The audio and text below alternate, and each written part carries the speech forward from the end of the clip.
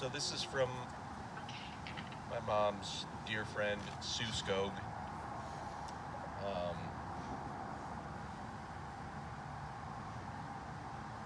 yeah, Sue was and is incredibly important to me. Um, I just remember how much she supported and loved Mom when I first met Sue in 1986. And I remember clearly it was in Sue's house in 1987 that I watched the Minnesota Twins win the World Series. So Sue means a lot to me. So this is from Su Skog. Remembering Mary. I met Mary in the 1980s, and we soon became fast friends. We shared many interests: art, writing, travel, politics, books. We were roommates for several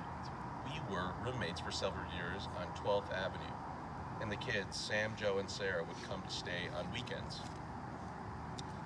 We both had personal challenges during those years, and it was such a gift that we were able to support each other. We'd sit on opposite ends of the sofa in the evenings and talk and talk and talk. Pretty soon, we'd notice that we were sitting in exactly the same position on opposite ends of the sofa. We matched, like bookends.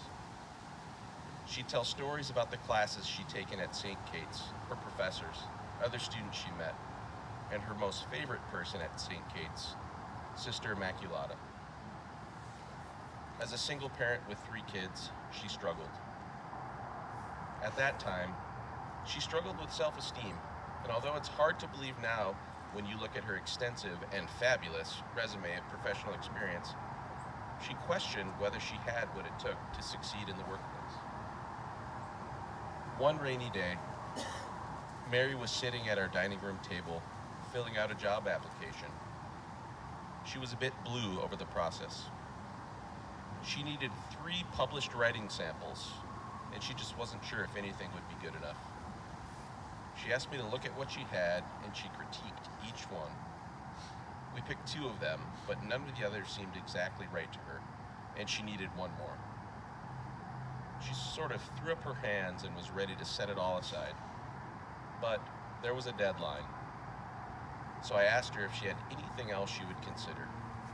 Well, she said, there's that portfolio under my bed, but I don't think there's anything in there, really. I asked her if it was okay if I took a look. Yes.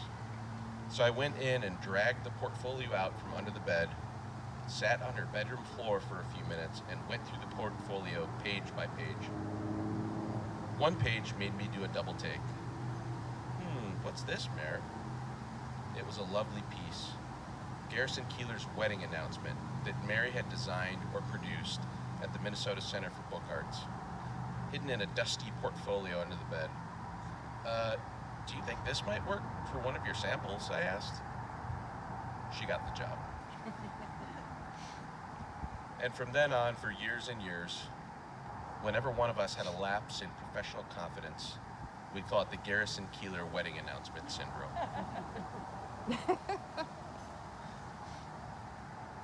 At that little house on 12th Avenue, Mary and I made dinner one night for a guy who'd helped us move in, a man who I'd later marry.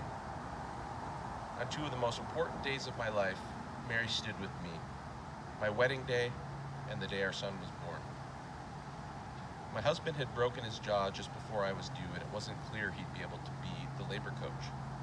Mary volunteered. She supported us through the whole thing, and she's the one who announced, "It's a boy." I remember the sparkle in her eye, or sometimes a tear, whenever she spoke about her children or their spouses. I remember her pride in sharing stories and photos of each grandchild: Breck, Savannah, Lane, and Charlie. I remember how excited she was that little Mary was on the way. I remember her relating funny stories about Ginny and Wendy and news of each of her sibs. How can this family be so talented? I remember her stories of trips with Peter and the wonderful gluten-free dinners he cooked. Gonna miss all that gluten-free.